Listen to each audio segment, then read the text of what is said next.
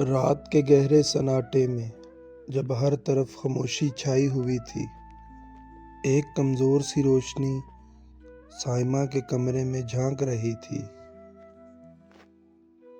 وہ کھڑکی کے پاس بیٹھی تھی، ہاتھ میں ایک پرانی ڈائری لیے جس کے صفحے زرد ہو چکے تھے۔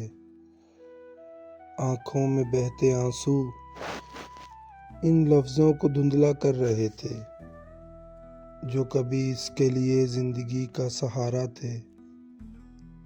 کاش میں اس دن خاموش رہتی، اس نے خود سے کہا، اور ڈائری کا صفحہ الٹ دیا۔ یہ وہی ڈائری تھی جو اسے 8 سال پہلے ملی تھی، جب اس کی زندگی میں سب کچھ بدل گیا تھا۔ اس وقت وہ صرف 20 سال کی تھی، خوابوں سے بھری ہوئی ایک عام سی لڑکی جو ایک چھوٹے سے گاؤں سے شہر آئی تھی اپنی پڑھائی مکمل کرنے۔ شہر نے اسے سب کچھ دیا، عزت، نام، دوستی، محبت، مگر بدلے میں اس سے اس کی روح لے لی۔ کالج کے دنوں میں اس کی ملاقات رافع سے ہوئی۔ رافع نرم مزاج، خوش گفتار اور سمجھدار لڑکا تھا۔ دونوں کی دوستی جلد ہی ایک خوبصورت رشتے میں بدل گئی، مگر سائمہ کے دل میں ہمیشہ ایک خوف چھپا رہتا تھا، جسے وہ کسی سچائی سے بھاگ رہی ہو۔ رافع اکثر کہتا، سائمہ تم کبھی اپنی بچپن کی بات نہیں کرتی، کیوں؟ وہ مسکرا کر جواب دیتی، کچھ باتیں کہنے سے نہیں، بھلانے سے محفوظ رہتی ہیں، مگر وہ بھول نہیں سکی تھی۔ اس کے گاؤں میں ایک حادثہ ہوا تھا۔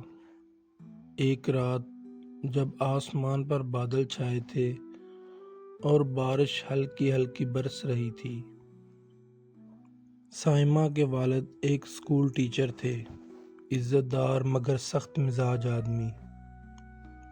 اس رات وہ گھر واپس نہیں آئے۔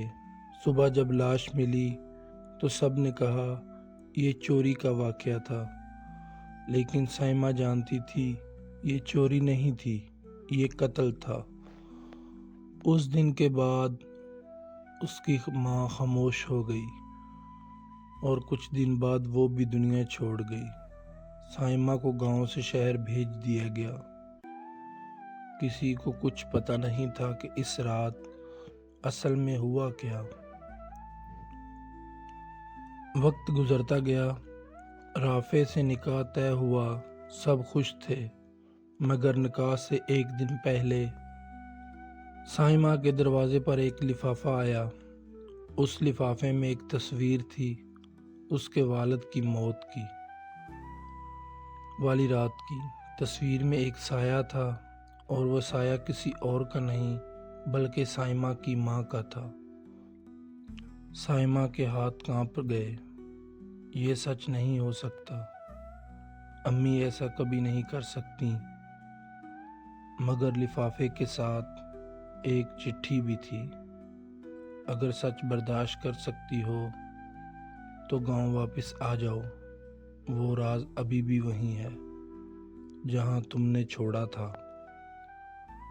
اس نے رافع کو کچھ نہیں بتایا۔ اگلی صبح وہ خاموشی سے گاؤں کے لیے نکل گئی۔ پرانے گھر کا دروازہ اب زنگ آلودہ تھا، جیسے سالوں سے کسی نے چھوا ہی نہ ہو۔ اندر جا کر اس نے کمرے کے کونے میں رکھا وہی پرانا صندوق کھولا جہاں اس کی ماں کی چیزیں رکھی تھیں۔ کپڑوں کے نیچے سے ایک چھوٹا سا نوٹ ملا جس پر لکھا تھا، میں نے تمہارے باپ کو نہیں مارا، میں نے اسے بچانے کی کوشش کی مگر دیر ہو گئی، اصل قاتل تمہارے قریب ہے، سائمہ بہت قریب ہے۔ اس کے دل کی دھڑکن تیز ہو گئی، میرے قریب مگر کون؟ اچانک دروازہ چرچرا کر کھلا۔ وہ پیچھے مڑی تو سامنے رافع کھڑا تھا۔ تم یہاں کیوں آئی ہو سائمہ؟ اس کی آواز میں سرد لہجہ تھا۔ سائمہ کی آنکھوں میں آنسو آ گئے۔ تمہیں کیسے پتا میں یہاں ہوں؟ رافع مسکرا دیا، ایک ایسی مسکراہٹ جو کبھی محبت بھری نہیں تھی بلکہ خوفناک تھی، کیونکہ میں ہی وہ تھا جس نے تمہیں وہ لفافہ بھیجا۔ تمہارے باپ کو تمہاری ماں نہیں، میں نے مارا تھا۔ سائمہ کے قدموں تلے زمین نکل گئی۔ کیا تم نے کیوں؟ رافع آہستہ آہستہ قریب آیا۔ تمہارے باپ نے مجھے پولیس میں رپورٹ کرنے کی دھمکی دی تھی۔ میں اس وقت چوری کے ایک کیس میں پکڑا گیا تھا۔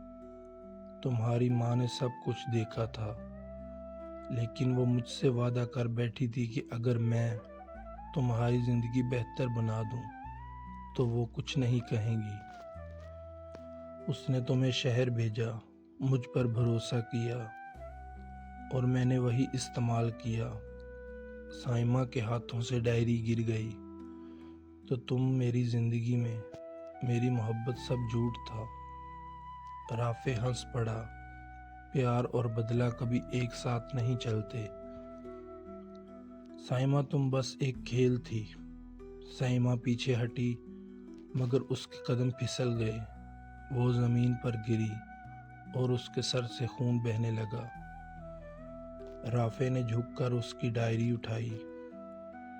اس میں تمہارا سارا ماضی لکھا ہے، مگر اب تمہارے پاس مستقبل نہیں۔ رافع مڑا اور باہر نکل گیا۔ کچھ گھنٹوں بعد گاؤں کے لوگوں نے گھر کے اندر شور سنا۔ جب دروازہ توڑا گیا، سائمہ زمین پر پڑی تھی۔ اس کے ہاتھ میں ڈائری تھی جس کے آخری صفحے پر خون سے لکھا ہوا تھا، سچ کبھی نہیں مرتا، بس وقت لیتا ہے سامنے آنے میں۔ پولیس کو بعد میں وہی ڈائری ملی جس کی مدد سے رافع گرفتار ہوا، مگر سائمہ اب نہیں تھی۔ گاؤں کے پرانے لوگ آج بھی کہتے ہیں، رات کے وقت جب ہوا چلتی ہے تو اس گھر کے کمرے سے کسی عورت کی آواز آتی ہے۔ امی سچ نے سب کچھ چھین لیا۔ سبسکرائب مائی یوٹیوب چینل۔